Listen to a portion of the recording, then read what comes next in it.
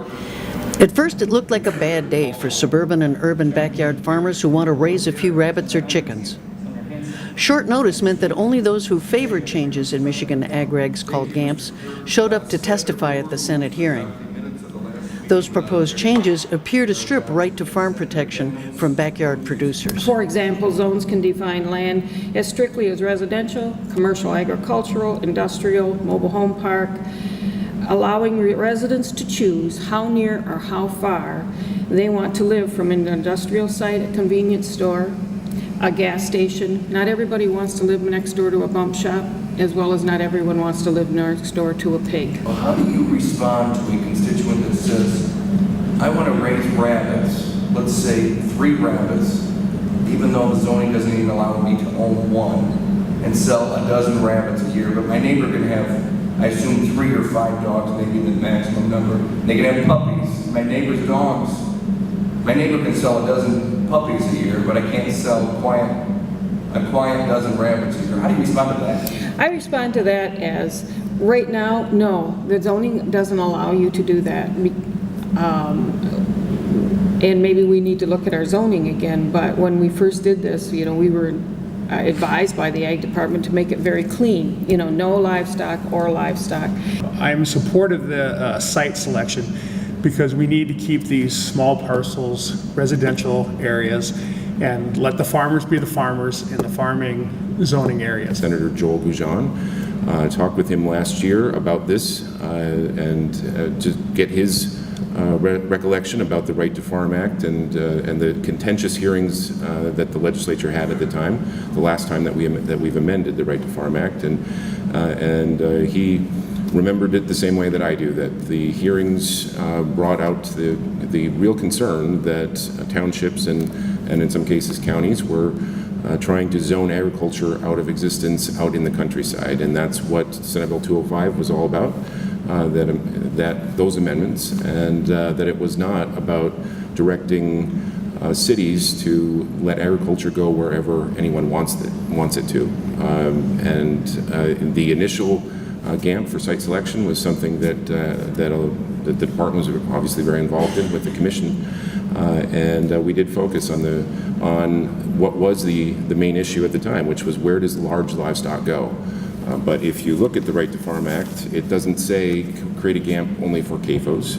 It says by May 1st of 2000, the commission shall issue proposed generally accepted agricultural and management practices for site selection and odor controls at new and expanding animal livestock facilities. There's no definition that says that is only large, but as that was the big issue at the time. So that's where our focus was. As times have changed and we have seen more conflict, particularly in densely urban populated areas, that's why we have come back around, and the commission has been working on this, as you know, for 2 years to look at and say our previous category 3 wasn't sufficient, that we needed to have a 4th category to say that in some areas some areas are not well suited for livestock. Some areas are very well suited for livestock. And now instead of 3 categories, we have 4. In the category 4, we feel because that there are a lot of people around, and if there are 13 houses within 1/8 of a mile, you have a lot of neighbors. And as the previous 2 township supervisors have said, those neighbors also have expectations. From our standpoint, the cities like Grand Rapids and Petoskey have looked at this and debated it actively and then said, no, we don't really want livestock in town. And from the Ag Commission standpoint, from the department standpoint, to say that a ring of neighbors has no say, and the local unit of government has no say if someone decides one day to bring home some goats. That kind of discussion should happen, and should happen through the process, as Senator Emmons was asking about process. That is a conversation that in densely populated areas should be inclusive of the people there. But by the end of the session, Senators Joe Hune and Darwin Bucqueroux seemed committed to find a way to protect backyard farmers even if it means writing a new suburban and urban right to farm law. I could even see myself, I don't know about the members of the committee, supporting maybe an entirely new act, a Right to Urban Farm Act or something along those lines. Senator Hune may be particularly sympathetic. He grew up wanting to be a farmer even though his parents only had a relatively small patch of ground. Even so, they raised a menagerie of farm animals and even a couple camels.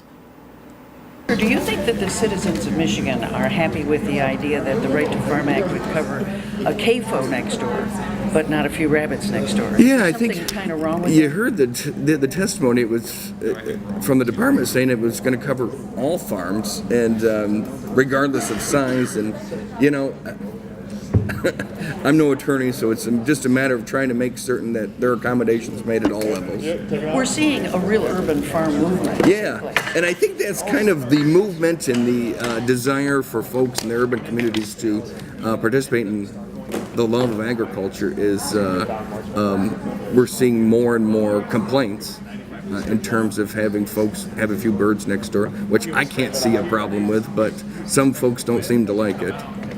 There's a psychologist named Richard Bucqueroux who said that kids nowadays grow up thinking food comes from the supermarket. Right, isn't that because crazy? They suffer from nature deficit Yeah. disorder. And he's suggesting that we need to go back to World War II when 40% of the food we consumed was grown at home. Some Victory Garden style. So that kids know that's where Yeah. food comes from. Yeah. And a chicken or two in the backyard.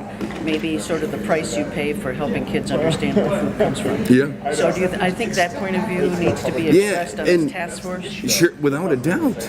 Without a doubt. Make certain that we're not infringing on folks' rights. I think there's a couple of things that people need to understand. The GAAMPs are voluntary, and you don't comply. You don't get right to farm protection against nuisance complaints unless you do meet the GAAMP standards. And of course, the discussion is, and the debate is whether they should have changed the GAAMPs or not.